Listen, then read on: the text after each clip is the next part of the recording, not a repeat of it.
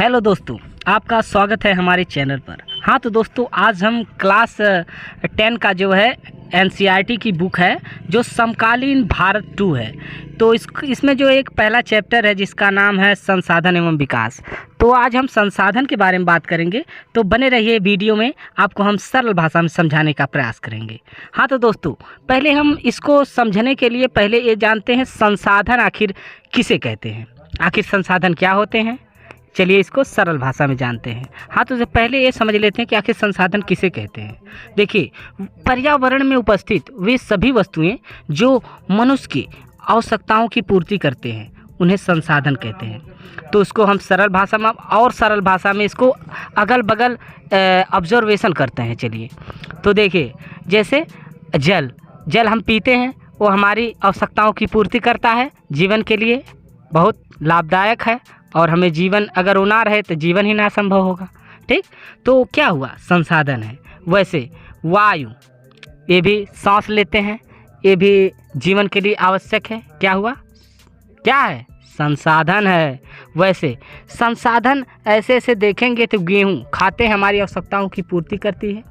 वैसे लोहा है, खनन किया जाता है लोहा, वो भी बाल्टी बनाने में काम आता है, मतलब अन्य अन्य घर बनाने में काम आता है। कई जगह सबकी जो है अलग अलग उपयोग है।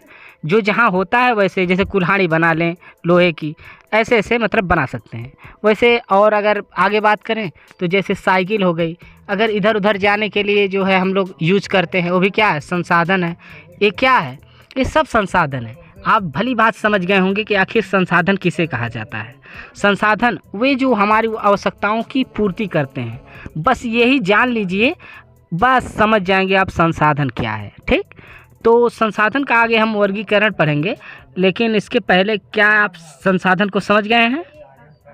क्या मैं समझाने में सक्षम हूँ कि और थोड़ा सरल भाषा में और लेकर जाएं? और अगल बगल, जैसे देखिए, अब अपने अगल बगल ऑब्जर्वेशन कीजिए। देखिए, जैसे आप कोई बैट लिए हैं, तो बैट है, आप बैट गेना खेलते हैं, तो क्या हुआ, आपका संसाधन है, आप जो है इससे खेलते हैं और जो आपकी आवश्यकताओं की पूर्ति करता है। वैसे गेंद भी, ठीक, वैसे इंसान भी है, एक इंसान के काम आता है, वो भी संसाधन है। जैसे आपकी माँ अचार बनाती है, आप खाते हैं उसे, ये भी क्या है, संसाधन है। वैसे आपके भाई हैं, आपको कलम देते हैं, कहते हैं ए लो बाबू लिखो लिखो पढ़ो, किताब क्या है, संसाधन है। कॉपी क्या है, संसाधन है। कलम क्या है, संसाधन है। क्या आप हमारे इस सूत्र को भली बात समझ चुके हैं? तो चलिए आगे बढ़ते हैं और संसाधनों का वर्गीकरण पढ़ते हैं। पहले है उत्पत्ति के आधार पर। उत्पत्ति के आधार पर संसाधनों को दो भागों में बांटा गया है। पहला है जैव संसाधन और दूसरा है अजैव संसाधन। तो चलिए पहले जैव संसाधन के बारे में बात कर लेते हैं। चलिए दोस्तों, जैव संसाधन उसे कहते हैं जिसमें जीवन हो, जैसे प्लांट्स में जीवन है, जीव जंतु में जीवन है, मानव में जीवन है। ये है जैव संसाधन। अब देख लेते हैं अजैव संसाधन। अजैव संसाधन उसे कहते हैं जिसमें जीवन ना हो, जैसे मिट्टी, वायु, जल, इसमें जीवन नहीं है। देखिए, कुछ लोग होते हैं जो है दिमाग में उनके ये रहता है कि जो है जल में जीवन है।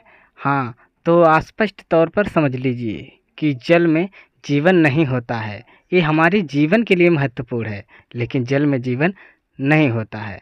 अब कुछ लोग कहेंगे मछली तो जल में रहती है, तो जल में जीवन हुआ कि नहीं? तो अब इस सूत्र को आप भली बात समझिए कि मछली जो उसमें रहती है तब जीवित रहती है, यानी कि मछली के लिए वो जल इम्पोर्टेंट है और उसके जीवन के लिए पूरा प्रभाव डालता है। ठीक, तो आप क्या समझ गए कि ये अजैव संसाधन है? तो चलिए अब आगे बढ़ते हैं। हाँ तो दोस्तों, दूसरा है जो है समाप्यता के आधार पर। समाप्यता के आधार पर संसाधन को जो है दो भागों में बांटा गया है। पहला है नवीनीकरण संसाधन और दूसरा है अनवीनीकरण संसाधन। हाँ तो दोस्तों, इसका वर्गीकरण अब हम अगली वीडियो में जानेंगे। तो हम अपनी वीडियो को यहीं पर स्टॉप करते हैं और अगली वीडियो में इसके बारे में विस्तृत जानकारी देंगे।